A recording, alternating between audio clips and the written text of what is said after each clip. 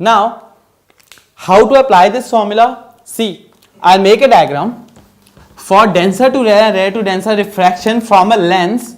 Okay, let's take a biconvex lens today. What is a biconvex lens? Biconvex is just a name for confusion. Basically, the lens which is already known by the name convex lens is also called as biconvex lens. This is a biconvex lens or convex lens, and this is a biconcave lens or concave lens. Also, have you heard of concavo-convex lens? See, I'll tell you there are three types of differentiations: plano, convexo, and concavo. I am not going to write here, I'll rather write here. Concavo. Okay. Plano convex and plano concave. The difference between different namings and different type of shapes is simple. First word belongs to the first surface and second word belongs to the second surface. That means the first surface has to be plane and the second surface is to be convex. So this is a plano convex. Then plano concave would be first surface plane and second has to be concave. So this is plano convex, sorry, concave. So convexo plane would be there and convexo concave is also a possibility. So now you guys know the trick. First word belongs to the first surface, convexo. Second word belongs to the second surface, that is plane, and your lens will be formed. So these are basically various types of lens. You can always do this diagrammatic thing by knowing the name. Similarly, for concavo plane and concavo convex, you can always find out the different type of diagrams. Right now we are going to do the lens maker's formula. For that, I will draw a biconvex or a convex lens. What is equiconvex? Convex lens have two different radii of curvature. That is, if they R1 and R2 is equal, then it would be called equiconvex lens, and otherwise it will be a biconvex lens. Okay, so this is the lens, this is the principal axis. Okay, now let's imagine that our object is here. Okay, this is the UO and this is my incident ray. What is to be done next? From refraction from surface 1, there will be some sort of normal like this. I am drawing the normal with the dotted line. Okay, and due to the refraction from surface 1, the ray must travel, instead of going straight, it will bend towards the normal in this direction. So the ray has bent in this direction, right? What if there is no second surface? In absence of the second surface, this ray would have gone straight and met the principal axis here, and the object's image would have formed here. But right now, due to the second surface, there will be second refraction and the actual image. I am also drawing the normal for this surface. Let us say this is the normal for the second surface, the red one. For the second surface, due to second refraction, this time the ray is traveling from denser to rarer medium again. So instead of going straight, the ray is going to bend away from the normal, like this away. Okay, so ray has met the principal axis here. So this is the final image which we have derived from this ray diagram.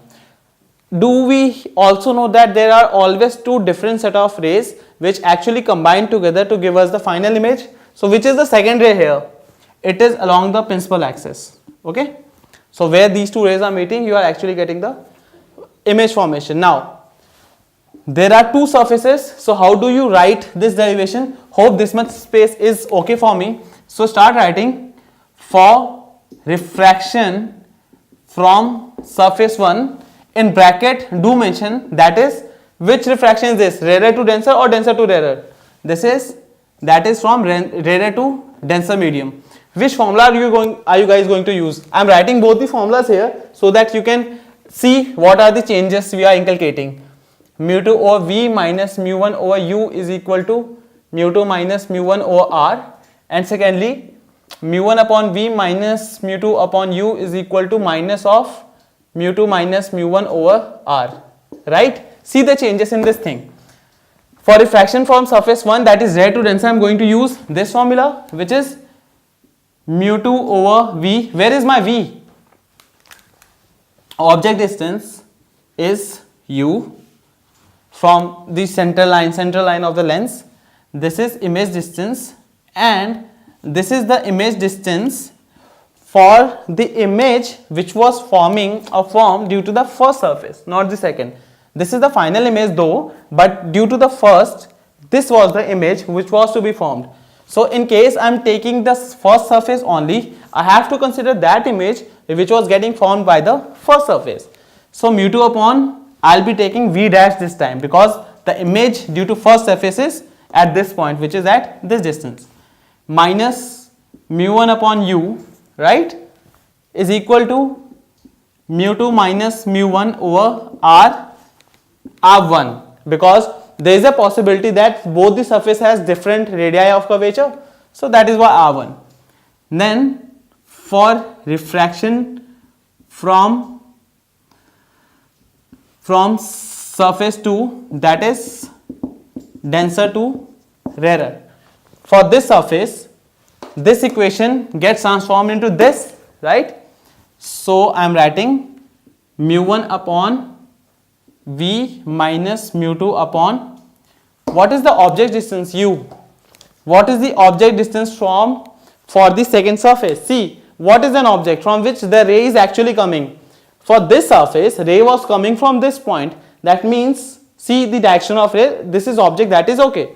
But for second surface, this is the ray, okay. So where is this ray coming from? Extend this ray along, you won't get any position on the principal axis from which this ray is actually coming. But this ray is also meeting the principal axis imaginarily at this point. That means the image which is formed from the first surface is acting as an object for the second surface, which is still imaginary. Again, the image for the first surface is acting as an imaginary object for the second surface. So this itself is the object. So what will I be taking this u? U is this thing here, this u. This u will be the v dash, is equal to minus of mu2 minus mu1 over, let it be r2. Equation 1, equation 2. Add both these equations. When you add these two equations, what will we get?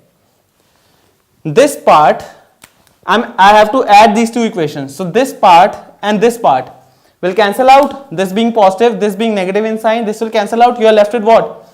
Mu1 upon v, adding, right? Mu upon v minus mu upon u. This is what we are left with.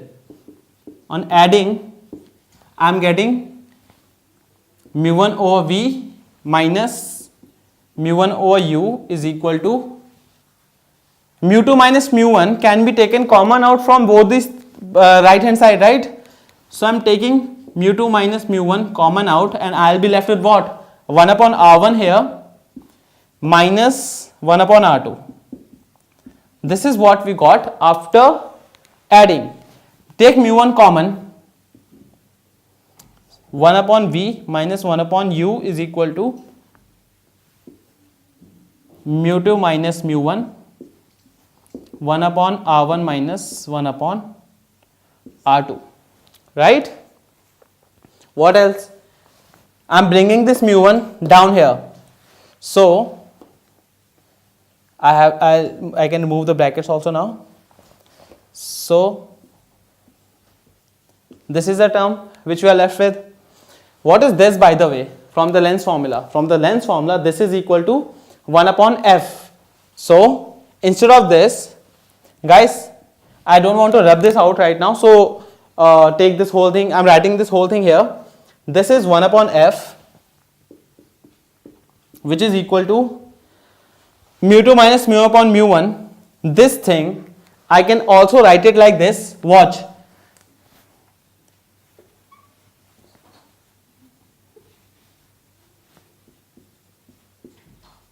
Right?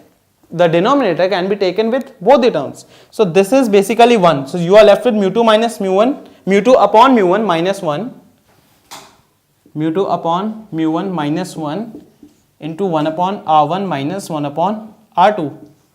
This is what? This is basically the refractive index of the lens, this term mu2 upon mu1. So this is your final answer, mu minus 1, 1 upon r1 minus 1 upon r2, right?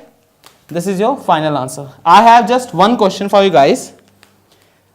If it is an equiconvex lens, that is 1 upon r1, basically if r1 and r2 are equal, so 1 upon r1 will be equal to 1 upon r2 numerically. So this term is going to cancel out. It's going to give me 0.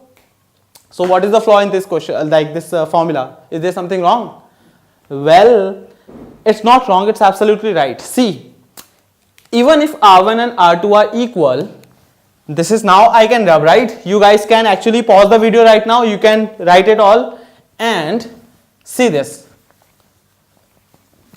If lens is like this, which side is the r1? r1 belongs to this surface. If you complete its sphere, you will get r1 on this side, right, which is positive. If you complete this sphere, you will get r2 here on the negative side, and r2 being negative, you will write minus of, suppose r2 and r1 both are 20 centimeter, it would be 1 upon 20 minus 1 upon minus 20. So this term will ultimately get positive.